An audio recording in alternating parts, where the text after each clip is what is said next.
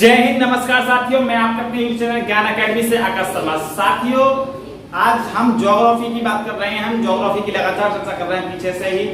Geography में हम astronomy की बात कर रहे थे, एस्ट्रोनॉमी पर चर्चा कर रहे थे। अब आज की जो वीडियो होने वाली है, हमारी आज की जो क्लास होने वाली है, हम एस्ट्रोनॉमी में हमने जहां तक पिछली बार पढ़ लिया था, हमने पिछला पढ़ लिया था तारामंडल तक हम आ चुके थे कि तारामंडल क्या होता है, कितने होते हैं। तारामंडल 89 होते हैं, नक्षत्र 27 होते हैं। फिर उसके बाद में हमारा सौरमंडल आता है, सौरमंडल के बाद में लास्ट में सूर्य आता है, जो हमारी मंदाकिनी के सबसे बाहर रहता है। इस बात के बारे में हम चर्चा कर रहे थे इससे पिछली क्लास में।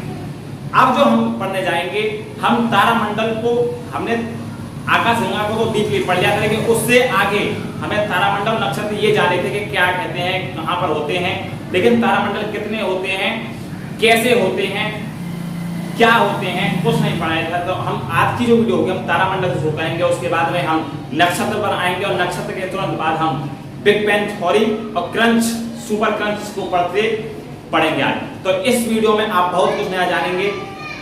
तो यदि इतना सब कुछ पढ़ना चाहते हैं तो जुड़े रहिए हमारे साथ। आइए, तो आज की वीडियो में हम एस्ट्रोनॉमी के बारे में पढ़ने जा रहे हैं। एस्ट्रोनॉमी क्या है? तो एस्ट्रोनॉमी हमारा कुछ नहीं है, जो हम ब्रह्मांड के बारे में चर्चा कर रहे हैं इससे पहली क्लासेस में, उसी को आगे कंटिन्यू कर रहे हैं। तो हमने इससे पहले देखा था कि एक ब्रह्मांड होता है। मान लो ये ब्रह्मांड है,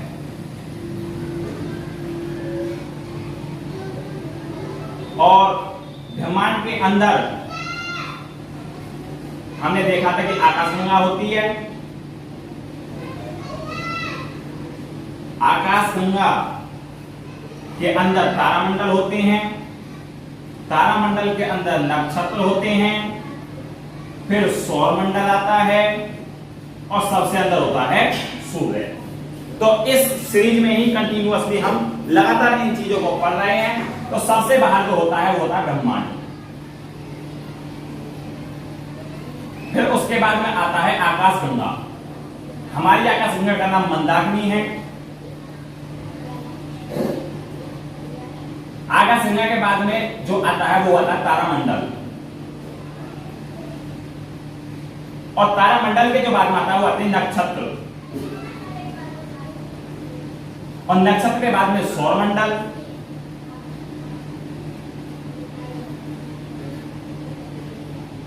और उसके बाद में सूर्य। तो हमने ब्रह्मांड को बहुत अच्छी तरीके से पढ़ा था कि ब्रह्मांड क्या है। जहां तारों का असंख्य समूह है, जहां आकाशगंगा को असंख्य समूह पाया जाता है उसे ब्रह्मांड बोलते हैं। जहां पिंड भी पाए जाते हैं आकाशगंगा। उसके बाद में हमने आकाशगंगा देखा था कि आकाशगंगा क्या होती है। आकाशगंगा कुछ नहीं होती, आकाशगंगा तारों का समूह होता है। एक आकाशगंगा में लगभग हमारे ब्रह्मांड में 100 अरब आकाशगंगाएं हैं, और 100 अरब आकाशगंगा, एक आकाशगंगा में लगभग 100 अरब ही तारे होते हैं। आकार कैसा होता है? तो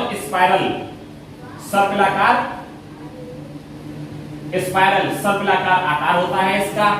तारामंडल देखा था, तारामंडल को डिटेल में नहीं पढ़ा था, बस तारामंडल के बारे में ये जानता कि कहां होते हैं तारामंडल। सूर्य से निकट दूरी पर स्थित तारों के समूह को हम तारामंडल कहते हैं। इसके बाद में हमने नक्षत्र देखा था। तो नक्षत्र जो होते हैं वो होते हैं 27। उसके बाद में हमने सौरमंडल को पढ़ेंगे, फिर सूर्य, यानी कि सूर्य को पहले पढ़ेंगे और सौरमंडल को बाद में। तो आइए शुरू करते हैं हम तारामंडल। तारामंडल क्या होता है? तो सूर्य से दूरी पर स्थित तारों के समूह को तारामंडल कहते हैं। तारामंडल कितने होते हैं? तो तारामंडल 89 तारामंडल होते हैं।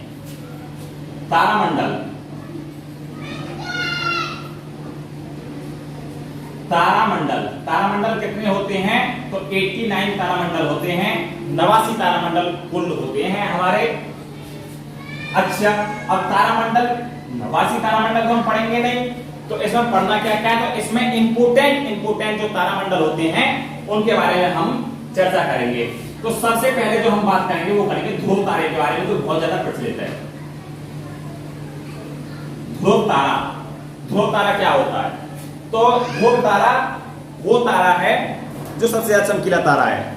किसके पास? हमारे पृथ्वी के पास में जो सबसे ज्यादा चमकीला तारा पाया जाता है वो ध्रुव तारा पाया जाता है।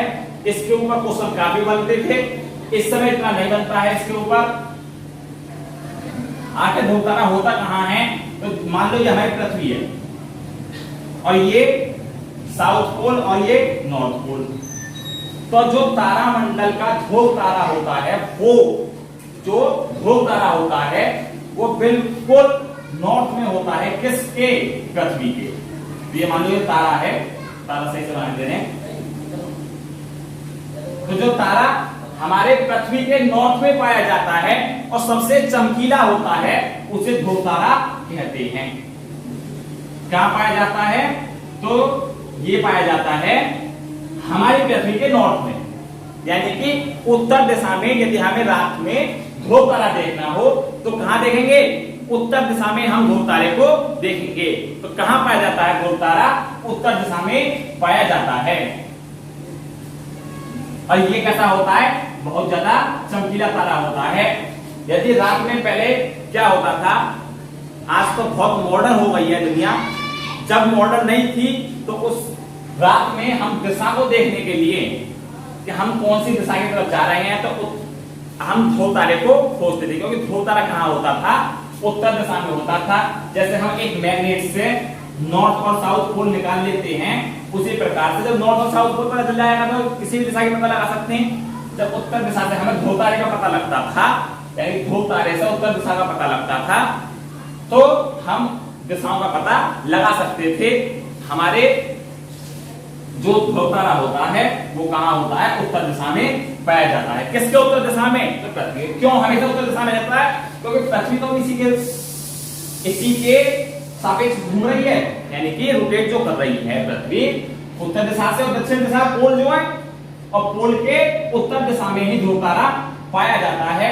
इसलिए ध्रुव तारे की दिशा कभी भी नहीं बदलती है। आइए, आशा करता हूं ध्रुव तारे की पूरी जानकारी हो गई होगी। इसके बाद हमें जो पढ़ना है वो पढ़ना है बृहद सप्तऋषि और लघु सप्तऋषि। तो यानी कि अब जो पढ़ेंगे हम पढ़ेंगे सप्तऋषि के बारे में। इसके बारे में सप्तऋषि।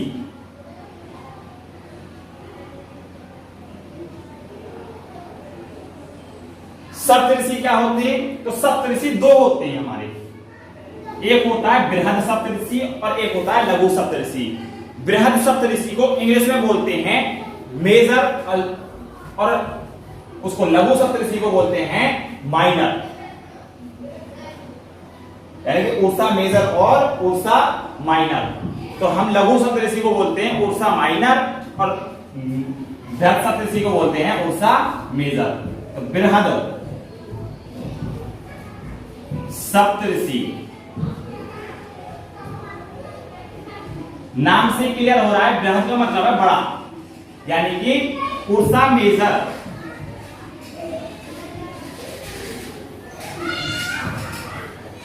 और लघु का मतलब है छोटा।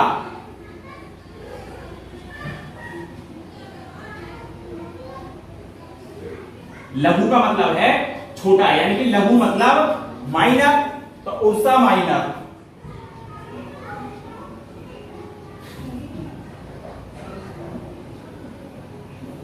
उर्सा मेजर और उर्सा माइनर।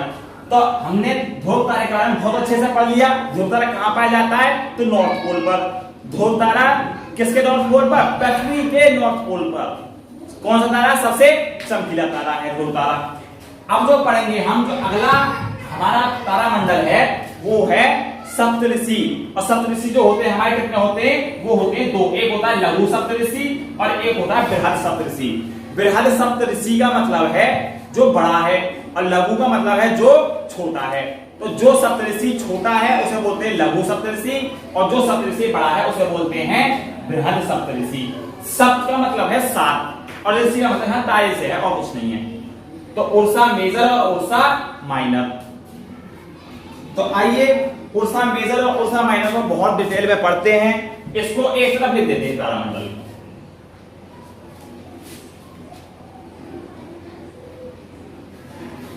तो तारामंडल यहां लिख दे रहे हैं।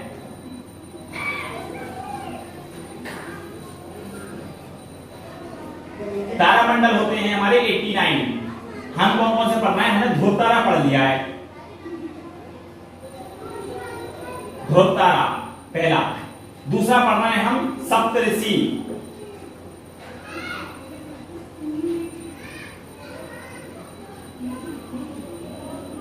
सप्तऋषि कितने होते हैं? तो दो होते हैं, एक होता है बृहद और एक होता है लघु। लघु का मतलब होता है छोटा और बृहद का मतलब होता है बड़ा। तो हमारे जो सप्तऋषि होते हैं वो होते हैं दो, एक बृहद सप्तऋषि और एक लघु सप्तऋषि। तो आइए शुरू करते हैं सप्तऋषि को। तो सप्तऋषि जो है, जो छोटा सप्तऋषि होता है जिसे बोलते हैं लघु सप्तऋषि। सप्तऋषि का मतलब है 7 तारे से। सप्तऋषि का मतलब है 7 तारे से।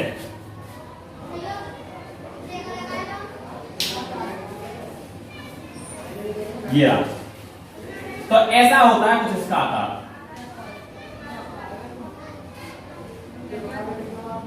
तो जहां सप्तऋषि होता है उसका आकार तो इस प्रकार होता है, और ध्रुव तारा यहां है, मान लो इसका नाम है ध्रुव तारा।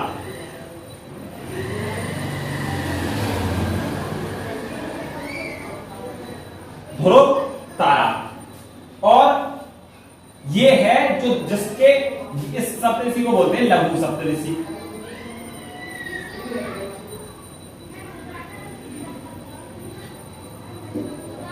मतलब जो हमारा लघु सप्तऋषि होता है, जो हमारा लघु सप्तऋषि है, उसके जस्ट सामने, यानी कि मान लो ये एक हाथी है और हाथी की ये सूंड है, तो सूंड के जस्ट सामने क्या होता है? ध्रुव तारा होता है। और जो हमारा बृहद सप्तऋषि है, ये बृहद सप्तऋषि होता है बड़ा सप्तऋषि।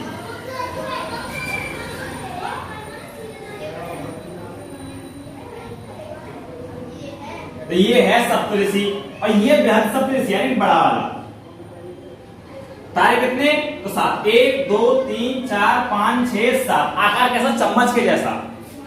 और जो हमारा ध्रुव तारा होता है वो बृहद सप्तऋषि के तो पीछे, जो ध्रुव तारा होता है हमारा वो बृहद, ये बृहद सप्तऋषि है, उर्सा मेजर। ये है उर्सा मेजर और ये है उर्सा माइनर।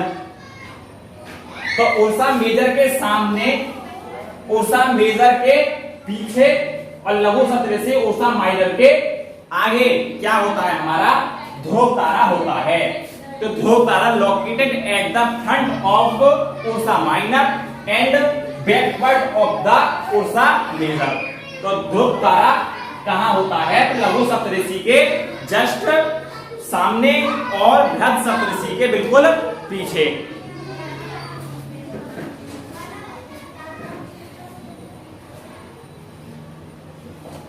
तो जो लघु सप्तऋषि होता है हमारा वो कैसा होता है?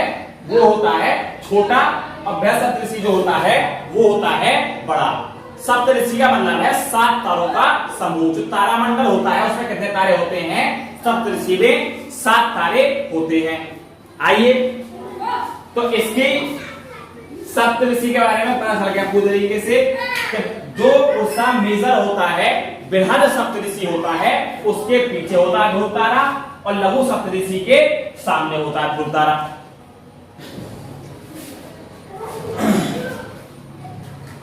आइए आगे चलते हैं, एक और उसको देखते हैं तारामंडल को। हम बस इंपोर्टेंट करेंगे, 89 में 89 तारामंडल नहीं करेंगे। तो अगला जो तारामंडल है वो है हमारा ओरियन। कौन सा है? वो है ओरियन।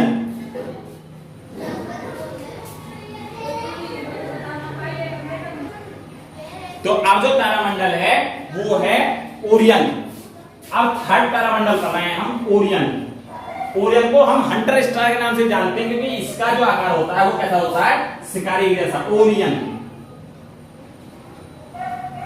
ओरियन, ये ना, ओरियन जो होता है उसका जो आकार होता है वो होता है शिकारी के जैसा, हंटर के जैसा, इसे हंटर भी बोलते हैं, हंटर स्टार। तो ओरियन कैसा होता है? ओरियन ऐसा होता है कुछ, यहां होते हैं तारे, इधर आएंगे, यहां होते हैं 3 तारे,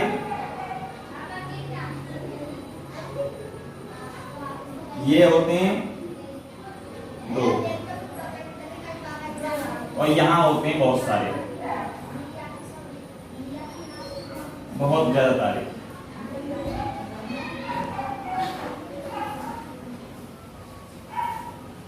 तो ये कैसा है? ये ऐसा है कुछ, और यहां से होते हैं कुछ तारे,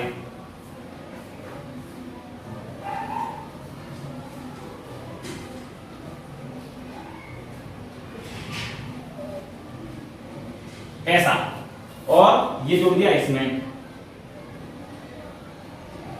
तो ये कैसा लग रहा है? ये लग रहा है शिकारी के जैसा, जैसे ये 3 लिखा है ऐसे।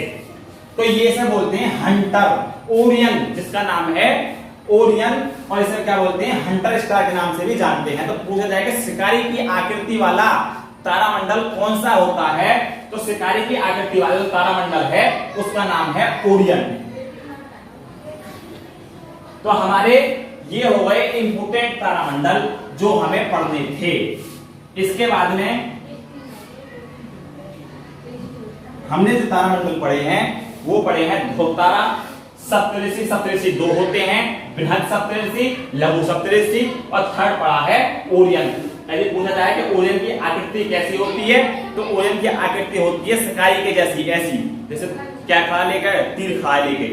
और उसके बाद में यदि हमसे पूछा जाए कि हमारी उसकी आकृति कैसी होती है सप्तऋषि की, तो हमारी चम्मच जैसी आकृति होती है। और पूछा जाएगा कि ध्रुव तारा कहां पाया जाता है, तो ध्रुव तारा कहां पाया जाता है? तो उत्तर दिशा में तो पाया जाता है, कहां से? पृथ्वी से। वो कोई सबके रेस्पेक्ट में, सबके सापेक्ष कोई नहीं है उत्तर दिशा में। यदि उत्तर दिशा में है वो, तो पृथ्वी के पोल पर है, उत्तरी पोल पर। नॉर्थ पोल पर कौन है? तो हमारा ध्रुव तारा है। लेकिन कहां पाया जाता है? तो लघु सप्तऋषि के आगे और बृहद सप्तऋषि के पीछे। तो बृहद सप्तऋषि जो हमने यहां बनाया था उसके पीछे था, और लघु सप्तऋषि के आगे था। ओरियन की आकृति कैसी है? तो ओरियन की आकृति है हमारी हंटर यानी कि शिकारी के जैसी। तो यहां पर हमारे तारामंडल जो इंपोर्टेंट थे वो हमने कवर कर लिए हैं। इसके बाद में जो हमें पढ़ना है वो है नक्षत्र। तारामंडल कितने होते थे हमारे? 89। तारामंडल बोलते ऐसे, तारामंडल बोलते थे कि जो हमारे सूर्य से दूर तारों का स्थित समूह को हम तारामंडल कहते हैं। आइए इसके बाद में हम शुरू करते हैं नक्षत्र। नक्षत्र क्या है? तो नक्षत्र है टोटल 27। है क्या? तो सूर्य से नजदीकी पर स्थित तारों को, समूह को हम क्या कहते हैं? नक्षत्र कहते हैं। तो नक्षत्र किसे कहते हैं? सूर्य से स्थित, सूर्य के नजदीक स्थित तारों के समूह को हम नक्षत्र कहते हैं। इसके बाद में नक्षत्र जो होते हैं, हमारा जो सूर्य होता है, ये सूर्य है, और सूर्य जो है वो कैसे घूम रहा है? जैसे पृथ्वी घूम रही है अपने एक जगह पर, ऐसे सूर्य तो घूम रहा है। तो सूर्य कितने दिन में घूम लेता है? तो वो 12 महीने में घूम लेता है, 12 मंथ। 12 महीने में हमारा सूर्य घूम लेता है। सूर्य कितना घूमता है? तो 360 डिग्री। कितना घूमता है? 360 डिग्री। 360 डिग्री कितने महीने में? 12 महीने में। एक महीने में कितना घूमता है? तो 12 तिया 36, यानी कि 30 डिग्री। एक महीने में जो हमारा सूर्य है वो कितना घूमता है? तो एक महीने में हमारा सूर्य घूमता है 30 डिग्री। इसलिए तो हमारी राशियां 12 हैं। हमारी राशि कितनी है? तो राशि है 12। राशि जो है हमारी, राशि कितनी है? 12। तो हम इसके 12 पार्ट कर ले रहे हैं 30-30 डिग्री के।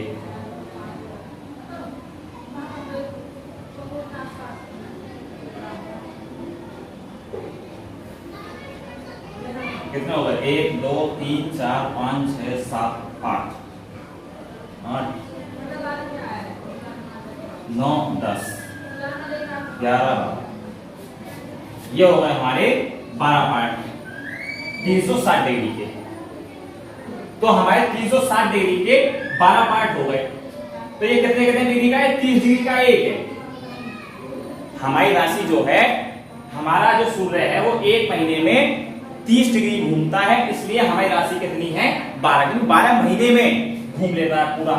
अच्छा, यदि हमसे पूछा जाएगा,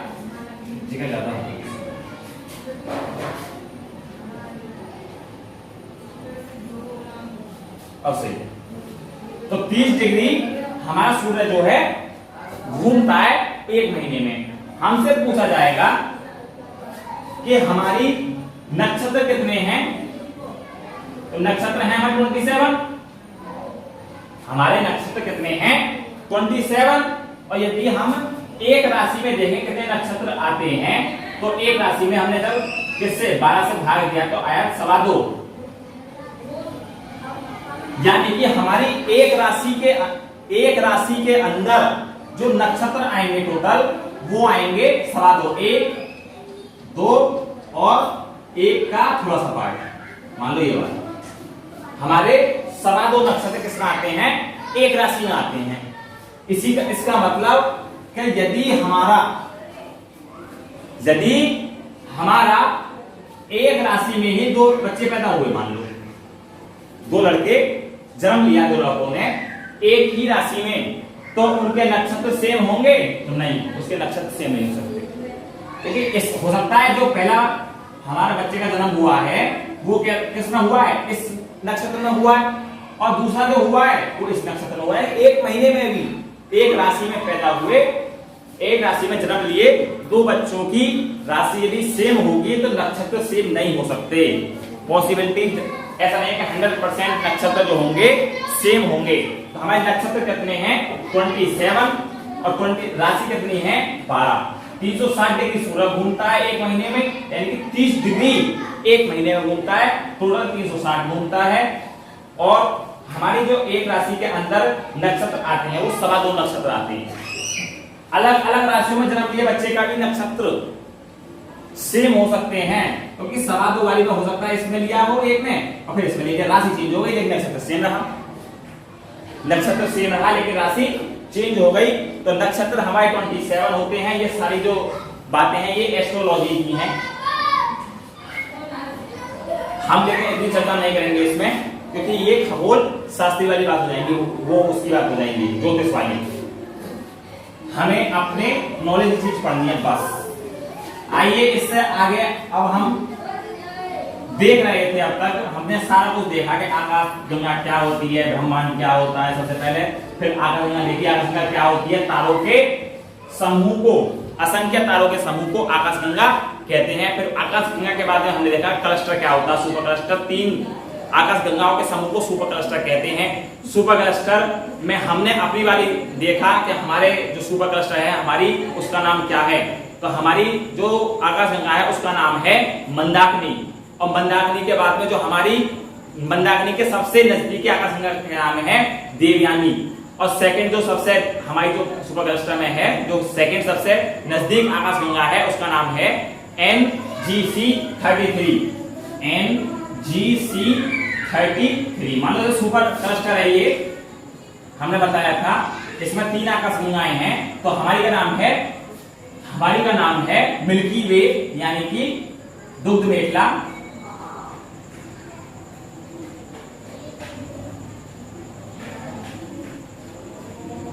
हमारी का नाम है दुग्ध मेखला, इसका नाम है एंड्रोमेडा देवयानी।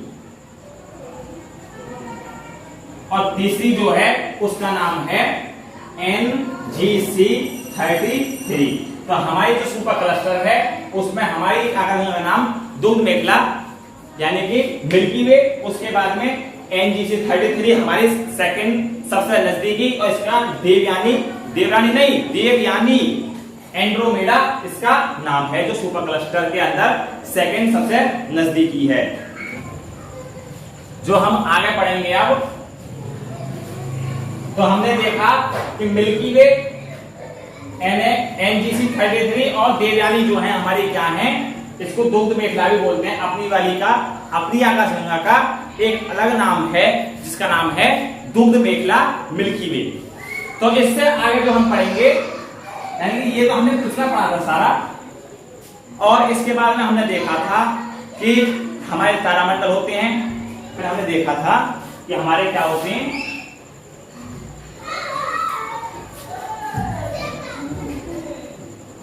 तारों का समूह हमारा आकाशगंगा कहलाया था, असंख्य तारों का समूह जो कहलाया था आकाशगंगा।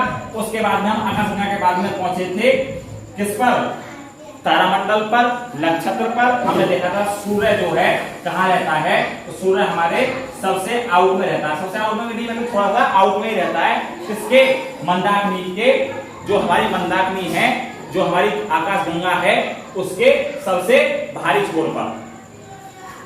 तो आइए शुरू करते हैं हम बिग बैंग थ्योरी।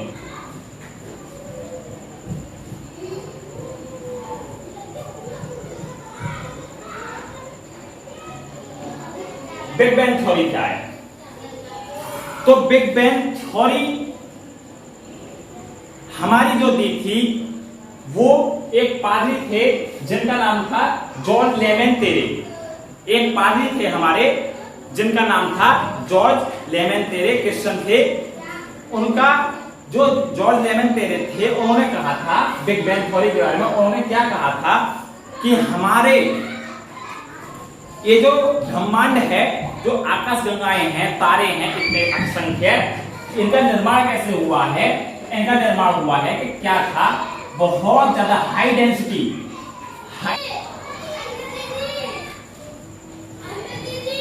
उच्च घनत्व था हमारा, किसका, बहुत एक उच्च घनत्व हमारा एक तारा था, जो क्या हुआ, किसी बल की वजह से, किसी बल की वजह से ये टूट गया पूरा, और टूटने के बाद में छितर बितर हो गया चारों तरफ को। तो ये जब छितर बितर हुआ तो इसी से ही किसका निर्माण हुआ है, आकाशगंगा का निर्माण हुआ है, ब्रह्मांड का निर्माण हुआ है, इतनी असंख्य तारों का निर्माण हुआ है। किससे हुआ है? तो एक तारा था उच्च घनत्व, कैसा था, उच्च घनत्व तारा था, जिसका बहुत ज्यादा जो डेंसिटी थी हाई थी। जब हाई डेंसिटी थी, जब वो टूटा तो उससे असंख्य तारों का निर्माण हुआ, और ब्रह्मांड का निर्माण उसी से हुआ है। जैसे मान लो एक लड्डू है हमारे पास में, ये लड्डू है, मान लो लड्डू के अंदर बूंदी है, बूंदी वाला लड्डू है, और हमने लड्डू फोड़ा, हमने लड्डू को फोड़ा बूंदी वाले को, और जब बूंदी वाले लड्डू को फोड़ेंगे हम तो कुछ तो बूंदी चुपकी रह जाएंगी ऐसे, और कुछ कुछ बूंदी अलग अलग गिर जाएंगी, कुछ बूंदी चुपकी रह गई और कुछ अलग अलग गिर गई, कुछ बूंदी चुपकी रह गई एक पास। लड्डू फोड़ेंगे जब हम तो क्या होगा, हमने लड्डू लिया और फोड़ दिया, तो लड्डू फोड़ेंगे तो उसकी जो छोटी छोटी बूंदी होती है, जैसे वो बनता है बूंदी वाला लड्डू, तो उसकी जो कुछ बूंदी तो अलग गिर जाएंगी और कुछ बूंदी ऐसी होंगी जो चुपकी रह जाएंगी आपस में, जब फोड़ेंगे उसे तो जो अलग अलग बूंदियां गिरेंगी, जो तारे हैं आज की डेट में, वो तारे ही क्या हैं, वही तारे हैं जैसे बूंदी गिर रही हैं अलग अलग टूट कर। और हमारे जो आकाशगंगाएं हैं, जो आकाशगंगाएं हैं वो हैं जो तारे एक पास चुपके रह गए, बहुत सारे तारे, उनको क्या कहा गया है, आकाशगंगा कहा गया। कब? जब हमारी ये जो था तारा हाई डेंसिटी तारा, उच्च घनत्व तारा हमारा जब टूटा था, जब टूट के वो बिखरा था, तो उससे जो बने थे वो क्या बने थे, तो ये बने थे, क्या बना, आकाशगंगा, और तारों का निर्माण हुआ था। इसके बाद में हमारे एक अगला कॉन्सेप्ट जो है वो है हब्बल।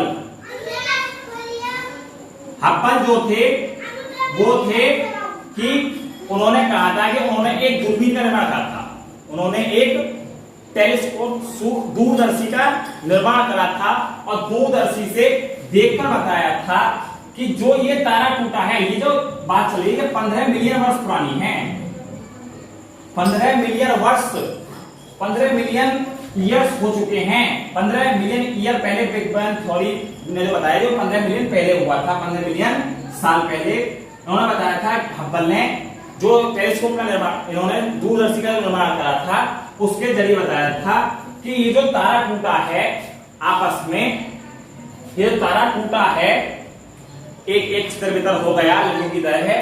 ये क्यों हुआ है कि एक शक्ति है, कोई क्या है, कोई शक्ति है जिसने इसको खींचा, एक शक्ति है जिसने इसको खींचा, और जब खींचा तो ये छितर-बितर हो गया और उसी से ये टूटकर बना है।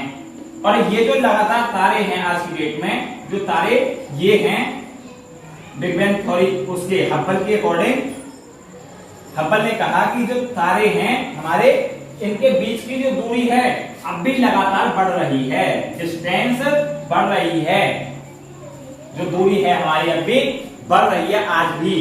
और ये जैसे आज बढ़ रही है, किसी एक दिन जाकर ये आपस में पास पास आने शुरू हो जाएंगे जब शक्ति खत्म हो जाएगी। जो शक्ति इन्हें खींच रही है, एक जो फोर्स है जो खींच रही है इन्हें आपस में एक दूसरे से हटा रही है, वो एक दिन जब खत्म हो जाएगी तो ये जो तारे हैं जो अलग अलग हैं, ये एक दिन सारे पास में आ जाएंगे, एक दूसरे के पास आ जाएंगे तारे। और इसी को कहा गया है सुपर क्रंच। इसको क्या कहा गया है? Super crunch. इसको सुपर क्रंच कहा गया है। किसको? कि तारे जब पास पास आएंगे, कब आएंगे? जब वो जो फोर्स है जो अब भी लगातार दूरी बढ़ रही है, जब वो दूरी बढ़नी बंद हो जाएगी हमारी, तो वो जब फोर्स खत्म होगी तो हमारे तारे जो हैं दूर से पास आएंगे और दोबारा से उसी हाई डेंसिटी तारे का निर्माण होगा। तो ये जो बात है ये 15 मिलियन वर्ष पुरानी है। ये जो बात कही थी ये कही थी जॉर्ज लेमेंटेरे। जॉर्ज लेमेंटेरे क्या कहा था? तो बिग बैंग थ्योरी दी थी। इसकी बिग बैंग थ्योरी में क्या था कि एक हाई डेंसिटी उच्च घनत्व very high density star are blasted to very small stars which found in present. जो आज उपस्थित हैं हमारे छोटे स्टार, हमारी क्लस्टर, जो जिसमें 3 आकाश गंगाएं पाई जाती हैं, सुपर क्लस्टर बोलते हैं उसे। जो क्लस्टर हैं, जो आकाश गंगाएं हैं, वो जो पाई जाती हैं हमारी, वो क्या जो पाई गई है वो किस कारण पाई गई हैं? बिग बैंग थ्योरी, यानी कि एक हाई डेंसिटी तारा था जो आपस में टूटा है और उसने क्या करा है? उसने निर्माण करा है। किस चीज का निर्माण करा है उसने? तो उसने तारों का और आकाश गंगाओं का निर्माण करा है। तो मैंने तुम्हें बताया, लड्डू के माध्यम से समझाने की कोशिश करी कि एक लड्डू था जो टूटा, उसकी कुछ बूंदियां अलग गिरी और कुछ बूंदे चुपकी रह गई। जो बूंदी आपस में पास रह गई हैं उन्हीं को माना गया है कि वो कैसे हैं? वो आकाश गंगाएं हैं आज की डेट में, और जो अलग अलग हो गई हैं वो क्या हैं? तारे हैं। तो ये बिग बैंग थ्योरी है जो जॉर्ज लेमेंटेरे ने दी थी, और ये हब्बल की थ्योरी है जिसे सुपर क्रंच की थ्योरी कहा जाता है। तो बिग बैंग थ्योरी और सुपर क्रंच थ्योरी समझ में आ गई होगी। इसके बाद में थोड़ी सी बात बताते हैं, हम पूरा रिवाइज करेंगे एक साथ।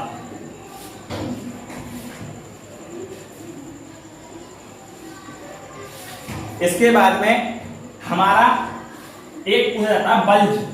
बल्ज क्या है? हमारा जो आकाश गंगा पढ़ाए थे तो छूट गया था।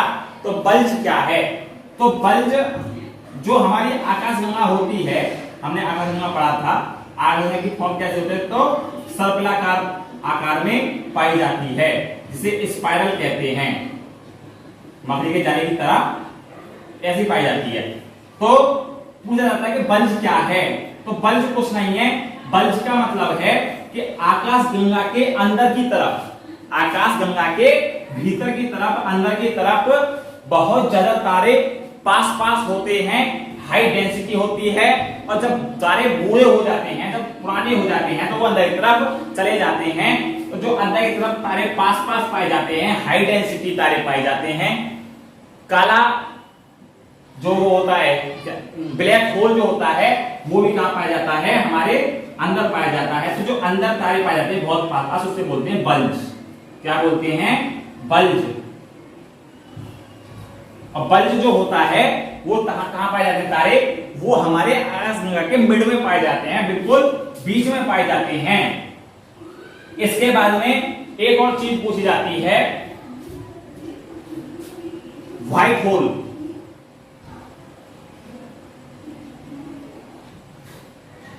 तो ये जो असंख्य हमारे तारे आकाशगंगा पाई जाती हैं, आकाशगंगा जो असंख्य पाई जाती है हमारी बहुत सारी, तो इनसे हमारा जो लाइट निकलती है इन्हीं को क्या कहा गया है, व्हाइट होल कहा गया है। कि ये एक प्रकार से कैसे हैं, व्हाइट होल की तरह हैं कि जब व्हाइट होल में से सफेद सफेद प्रकाश निकल रहा हो।